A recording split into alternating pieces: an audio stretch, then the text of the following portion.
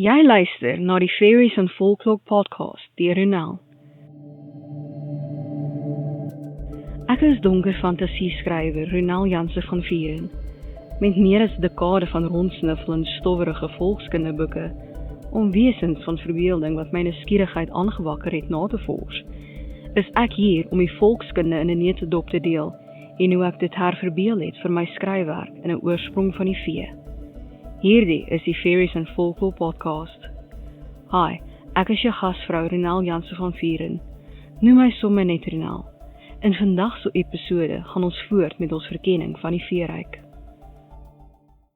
Hierdie episode is geborg deur my boek Eens, Verhale, Mythes en Legendes van Fairy, beskikbaar in meeste formate. Leer meer oor hoe Fairy se geheime onthul word deur te gaan na ronelthemythmaker.com/my-books. Die hosting van die podcast word betaal deur my boekverkope, maar jy kan vir my 'n koffie koop om te betaal vir die tyd wat ek insit om hierdie podcast te skep. Gaan na buymeacoffee.com/Ronel om my te ondersteun. Dit kan eenmalig wees, of jy kan my weer in die toekoms borg. Jy kan ook altyd die podcast as 'n luisterboek koop om te help met die hosting. Gaan na payup.com/Ronel Janse van Vieren/collection/Fairies and Folklore podcast audiobooks om my te ondersteun.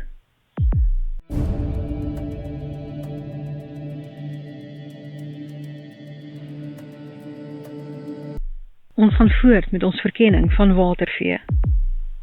Vandag se vee, rivierwyf, volkskunde in 'n neutedop deur Ronel. Rivierwywe is bekend daarvoor dat hulle kinders wegdra wat te naby aan die water kan kom. Oor die algemeen word 'n wyf gesien as 'n sinistere ou vrou wat nie veel in die voorkomsafdeling het nie. Rivierwywe ontvoer, vermink, martel, verdrink en eet gewoonlik kinders. Hulle is ook gebonde aan die watermassa wat hulle bewoon. Hulle kan dit verlaat, maar nie vir lang tye nie. Volkskunde het verskeie rivierwywe bekend onder verskillende name. In Wallis is Morgan so 'n watergees. Peg Powler spook in die Teesrivier en het 'n onversadigbare aptyt vir mensvleis. Hierdie wyf se deurmekaar groen hare lyk soos onkruid.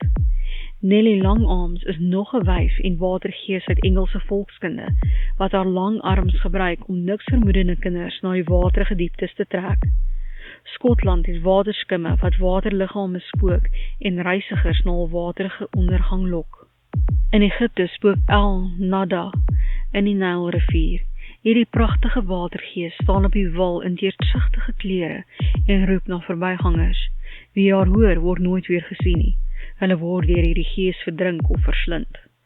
Die wou van Skotse legende het lang geel hare, sterte, gewebde hande en voete en geen neuse nie. Hulle verkies groen klere. Lancashire het Jenny Greenteeth wat blykbaar 'n liggroen vel, lang groen hare, groen slagtand, lang arms, lang vingers met lang naels, 'n spits ken en groot oë het. Sy is ook bekend as Wicked Jenny en Jenny Greenteeth. Sy hou daarvan om kinders en bejaardes in die water te trek om hulle te verdrink. Sy verkies goeie water met dik loof wat daar groei, soos eendekroos. In sommige verhale vaar sy self snags die bome in en haar gekerm kan van ver gehoor word. Of hulle nou pragtig of afskuwelik is, vroue wat in riviere, mere en strome woon, moet teen alle koste vermy word. Hulle het dit duidelik in vir kinders.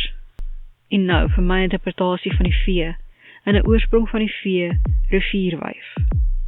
Rivierwywe is vormwisselaars. Hulle verkies om soos wywe te lyk, aangesien dit meer vrees by hul slagoffers veroorsaak.